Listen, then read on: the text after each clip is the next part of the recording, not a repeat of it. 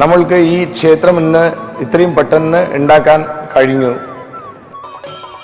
വേദങ്ങളുടെയും ആഗമങ്ങളുടെയും തത്വാർത്ഥമറിഞ്ഞ ചതുരാശ്രമ തൽപരനായ ബ്രഹ്മശ്രീ കണ്ഠരര് മഹേശ്വരര് ശബരിമലയിൽ എന്നതുപോലെ തന്നെ ഇവിടെയും മുഖ്യതന്ത്രിയായി സവിശേഷമായ ചടങ്ങുകൾക്ക് കാർമ്മികത്വം വഹിച്ചു.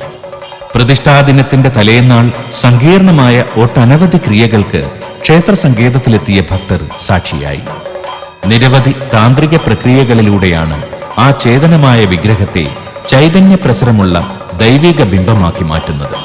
ഭൗതിക ശരീരത്തിലെ ബാഹ്യവും ആന്തരികവുമായ അംഗങ്ങൾ സൃഷ്ടിക്കപ്പെടുന്നത് പോലെ ബിംബത്തെ ദേവനാക്കി പരിണമിച്ചർപ്പിച്ച് പ്രതിഷ്ഠിച്ച് ജീവവാഹനം ചെയ്ത് ദേവന് അതിൽ സന്നിധാനം ചെയ്യുവാൻ വേണ്ട സജ്ജീകരണങ്ങൾ നിർവഹിക്കുവാൻ നിയുക്തനാണ് ആചാര്യനായ തന്ത്രി.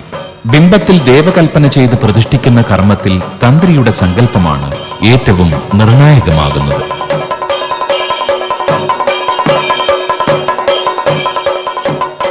ബിംബത്തിൽ ദേവചൈതന്യം പ്രവേശിപ്പിക്കുവാനും സ്ഥാപിക്കുവാനുമുള്ള ചടങ്ങിനെ അധിവാസം എന്ന് താന്ത്രികമായി അറിയപ്പെടുന്നു. അധിവാസം എന്നത് സുഗന്ധവസ്തുക്കൾ, പൂവ്, മാല എന്നിവ കൊണ്ടുള്ള ശരീര സംസ്കാരമാണ്.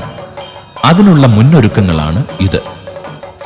ശയ്യാപത്മത്തിനു മീതെ വിരിച്ച കിടക്കയിൽ കമ്പിളിയും പട്ടുമിട്ട് അതിൽ നെല്ല്, കടുക്, എള്ള് എന്നിവ തൂകിയാണ് ശോധനാദികൾ കഴിഞ്ഞ പ്രതിഷ്ഠാ വിഗ്രഹത്തിനുള്ള ശയ്യ തയ്യാറാക്കുന്നത്. ഇതിൽ ആചാര്യൻ ശയ്യാപൂജകൾ ആരംഭിക്കുന്നത് അധിവാസ പൂജയുടെ പ്രാരംഭമാണ്. മന്ത്രസ്നാനവും മന്ത്രാചമനവും കഴിച്ച ആചാര്യൻ ഗുരുഗണപതി വന്ദനങ്ങൾക്ക് ശേഷമാണ് കരന്യാസ കർമ്മങ്ങൾ അനുഷ്ഠിക്കുന്നത്. ക്രിയകൾക്ക് മുൻപ് ആചാര്യൻ കരങ്ങൾ മന്ത്രപൂരിതമാക്കുന്ന ചടങ്ങിനെയാണ് കരന്യാസം കൊണ്ട് വിവക്ഷിക്കുന്നത്. ബിംബത്തിന് മുന്നിൽ മന്ത്രം ചൊല്ലി ന്യാസ്യാദികൾ ചെയ്യുമ്പോൾ അതിന് ഭൗതികമായ കൈകൾ പോരാ എന്ന് താൽപര്യം. ബിംബത്തിന് ജീവൻ നൽകുന്നതിന് മുൻപുള്ള ഗൂഢക്രിയയാണ് ആചാര്യ മനസ്സിനെ ഒരേ വിഷയത്തിലേക്ക് പ്രവഹിപ്പിച്ചുകൊണ്ടുള്ള ധ്യാനപൂർണമായ ഈ അധിവാസ കർമ്മങ്ങൾ. ബ്രഹ്മാണ്ടത്തിലുള്ള എല്ലാ ശക്തികളും ശരീരത്തിലും അന്തർഭവിച്ചിട്ടുണ്ട്. ഈ രണ്ട് ശക്തി കേന്ദ്രങ്ങൾക്കും നടുവിലുള്ള ഒരു യന്ത്രമായി വിഗ്രഹത്തെ സങ്കല്പിക്കപ്പെട്ടിരിക്കുന്നു. ബ്രഹ്മാണ്ട ശരീരത്തിലെ ചൈതന്യം മനുഷ്യ ശരീരത്തിൽ അന്തർഭവിച്ചിട്ടുള്ളതുപോലെ ബിംബം എന്ന യന്ത്രത്തിൽ ഈ ചൈതന്യത്തെയും ശക്തിയെയും ആവാഹിച്ചെടുക്കുന്ന കർമ്മമാണ് ഇത്.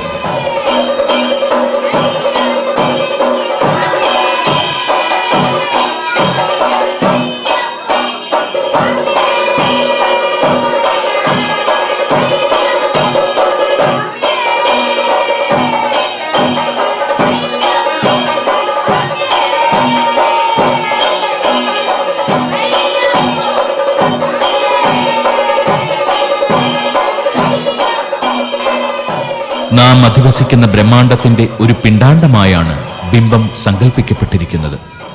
ബിംബത്തിൽ സാർവത്രികമായി വ്യാപിച്ചു കിടക്കുന്ന ചൈതന്യത്തെ ഏകീകരിച്ച് ഒരു സ്ഥലത്താക്കുന്ന കർമ്മമാണ് ഈ ക്രിയകളിലൂടെ നിർവഹിക്കപ്പെടുന്നത്. അധിവാസ ക്രിയകളോടൊപ്പം ക്ഷേത്രാങ്കണത്തിൽ ദേവതകൾക്കുള്ള ജീവകലശ പൂജയും നടത്തപ്പെടുന്നു. മന്ത്രപൂരിതമാക്കിയ ജീവകലശങ്ങളാണ് പ്രതിഷ്ഠാശേഷം ദേവതയ്ക്ക് അഭിഷേകം ചെയ്യുന്നത്. ഓം പൂജിതായ നമഃ, ഓം ഭൃത്യായ നമഃ. ഇവിടെ ബിംബത്തിന് ക്രിയ ചെയ്യുവാൻ പറ്റാത്തതിനാൽ ആചാര്യൻ ക്രിയ ചെയ്ത് ദർഭപുല്ലുകൊണ്ട് ബിംബഹൃദയത്തിലേക്ക് സംക്രമിപ്പിക്കുന്നു. അതിസൂക്ഷ്മമായ ഈ ക്രിയയ്ക്ക് മുൻപ് ആചാര്യൻ നാഡീസദ്ധാനം ചെയ്തിരിക്കും. ബിംബത്തിന്റെ ഇടാനാഡി ആചാര്യന്റെ പിംഗളനാഡിയോടും പിംഗളനാഡി ഇടാനാഡിയോടും ബന്ധിപ്പിക്കുന്ന കർമ്മമാണ് നാഡീസദ്ധാനം. പ്രപഞ്ചം മുഴുവൻ ഈശ്വര രൂപമായി കാണുന്ന വിരാൾ സ്വരൂപ കൽപ്പന തന്നിലും അന്തർഭവിച്ചിരിക്കുന്നു എന്ന് സങ്കല്പിച്ചുകൊണ്ട് പ്രാണായാമ പ്രധാനമായാണ് ആചാര്യൻ ഈ കർമ്മങ്ങൾ അനുഷ്ഠിക്കുന്നത്. വിശ്വം നിറഞ്ഞു നിൽക്കുന്ന വിരാൾ സ്വരൂപത്തിലേക്ക് ജീവപ്രാണാദികളായിരിക്കുന്ന തത്വങ്ങളെ പ്രാണായാമ രൂപത്തിലും ആവാഹന രൂപത്തിലും ന്യാസരൂപത്തിലും പൂജാരൂപത്തിലും സംക്രമിപ്പിക്കുന്ന വേളയാണ് ഇത്. ഓം ഭൈരവായ നമഃ, ഓം ഷൺമുഖധ്രുവായ നമഃ, ഓം മേരുശൃംഗസമാസീനായ നമഃ, ഓം മുനിസംഘനിഷേവിതായ നമഃ, ഓം ദേവായ നമഃ, ഓം ഭദ്രായ നമഃ, ഓം ജഗന്നാഥായ നമഃ, ഓം ഗണനാഥായ നമഃ, ഓം